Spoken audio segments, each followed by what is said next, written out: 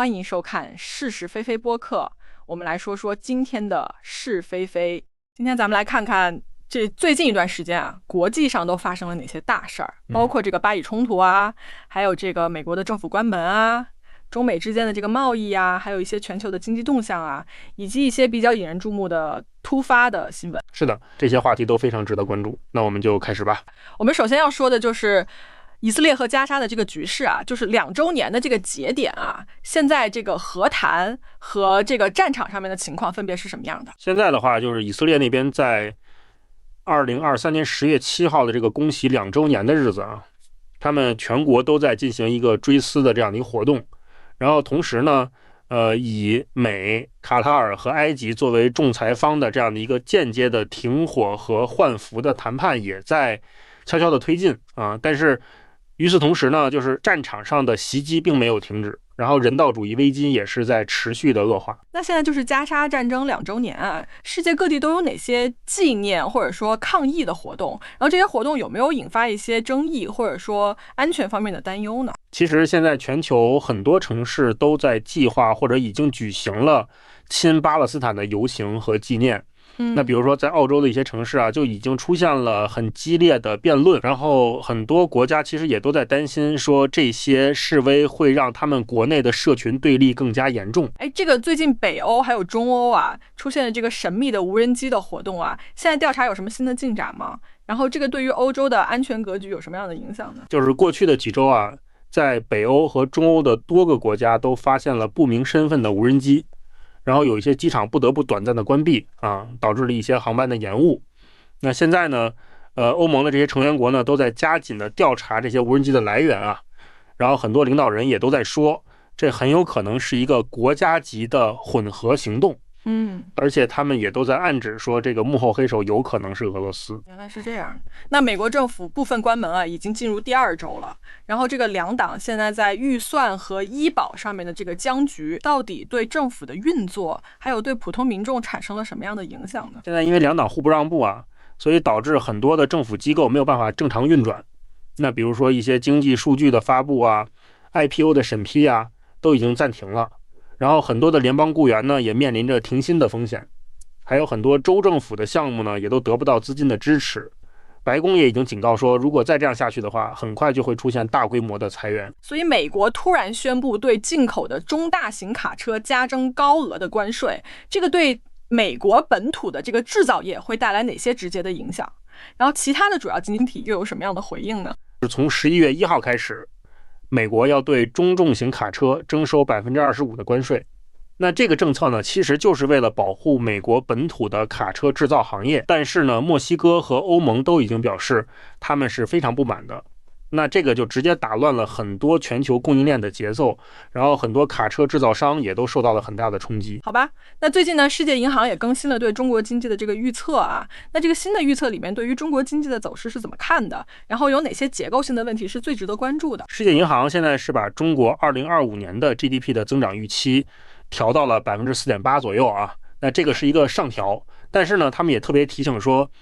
中国长期的结构性挑战还是没有解决的。然后2026年有经济增速可能会放缓的风险。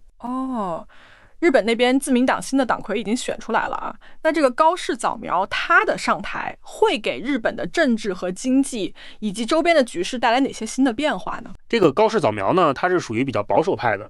那他的经济政策呢，是主张更加积极的财政刺激，然后同时呢，他在这个国家安全上面也是比较强硬的。所以市场还有日本的邻国都是在密切的关注他接下来的动作，因为他一旦组阁成功，就会成为日本历史上第1位女性首相。了解了。那法国这边呢，刚刚上任没多久的新首相突然之间辞职了，那这背后到底是发生了什么样的政治危机？然后市场和这个评级机构对此又有什么样的反应呢？法国的这个新首相勒科尔努，他其实才当了几个星期就辞职了啊。然后这一下子就让法国陷入了一个阻隔的危机，同时呢，也让他们的预算案的通过变得非常的悬。所以现在金融市场还有各大评级机构都是在高度的紧张，然后密切的关注着接下来的局势会怎么发展。那最近这段时间呢，全球的这个政治局势也是挺动荡的啊。那为什么这个股票和债券反而走出了一波反弹呢？虽然说这个政治事件是不断的啊，但是其实像 MSCI 全球指数这些都是依然在高位徘徊的。那这个其实就是因为很多投资者他们都在压住主要央行会很快的转向降息，然后同时呢，大家对于 AI 相关的投资依然是热情高涨啊，所以这些风险资产也出现了一定程度的回暖。下面我们就说一说全球范围内的一些比较重大的天灾人祸啊。那我们先来看一看中国的西藏，最近这个珠峰地区发生了强降雪，然后造成了什么样的影响？现在救援情况又是怎么样的？就是因为这个强风暴的影响啊，导致有200多位徒步者和登山者被困在了这个珠峰的地区。然后现在的话，就是官方媒体和救援队伍也是在尽一切可能的利用这个空中和地面的资源进行撤离行动。然后还有就是这个西班牙的马德里市中心的一栋建筑发生了部分的倒塌，那这个事故现场现在是什么情况？这栋楼倒塌之后呢，造成了至少3个人受伤，然后紧急救援就马上到了。警方和这个市政府也在对现场进行调查，并且疏散周围的居民啊。目前没有发现有更严重的伤亡情况。好，我们再把目光转向乌克兰的能源困境。那面对俄罗斯对它能源设施的持续打击，乌克兰打算怎么来应对这个冬天的能源供应的缺口呢？乌克兰现在已经在跟 G7 国家协商了，希望能够增加液化天然气以及其他的一些进口能源的供应。然后同时呢，他们也在计划提升自己的天然气进口量，来应对这个俄方的持续的攻击。然后呢，就是美国如果真的向乌克兰提供战斧导弹的话，会带来什么样的地缘政治的风险呢？美国如果真的这么做了，那俄罗斯方面已经明确的表示，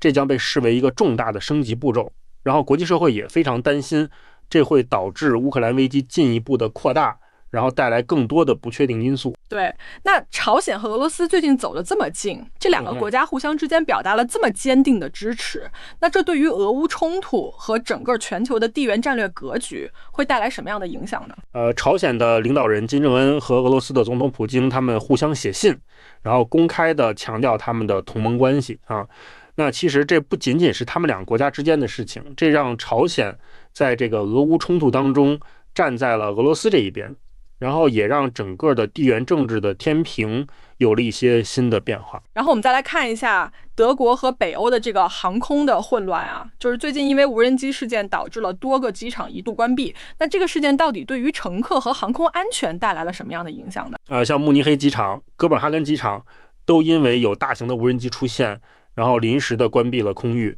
那这个就导致了很多航班的延误，然后也让航空公司不得不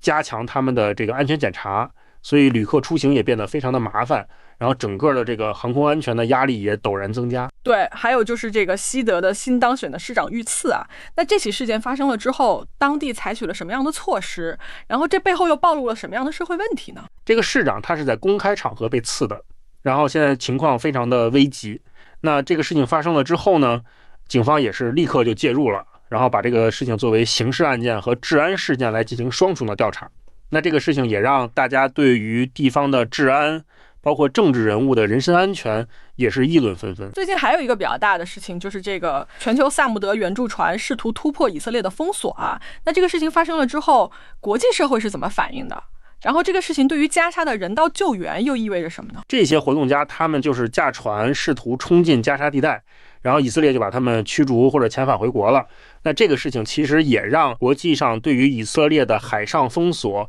以及加沙的这个救援通道的问题关注度又提升了。然后我们再来关注一下美国的这个政府关门啊，对于这个企业的上市计划带来哪些连锁反应？因为美国证监会现在也是受到了政府关门的影响嘛，然后他们的这个审批工作都停摆了，那很多公司原计划要 IPO 的，现在也只能被迫的推迟，然后很多承销商和企业都在重新评估他们的上市的时间表。还有就是这个法国的政局不稳啊，那这个对于法国的这个主权信用和金融市场带来了哪些具体的冲击呢？法国的这个政治危机让大家对于法国的这个预算的前景非常的担忧，然后也有一些评级机构已经发出了警告，那这个直接就导致了法国的国债收益率的波动，然后同时呢也让欧元的汇率跟着出现了一些波动。然后我们最后要关注的就是以色列国内现在对于政府在战争当中的表现啊，到底有哪些比较激烈的争议和诉求呢？在这个被绑架者的家属的持续的施压之下啊，以色列国内对于这场战争的走向，包括政府的责任以及接下来的撤军的方案，都是有非常激烈的争论的。然后这个2周年的纪念活动也变成了一个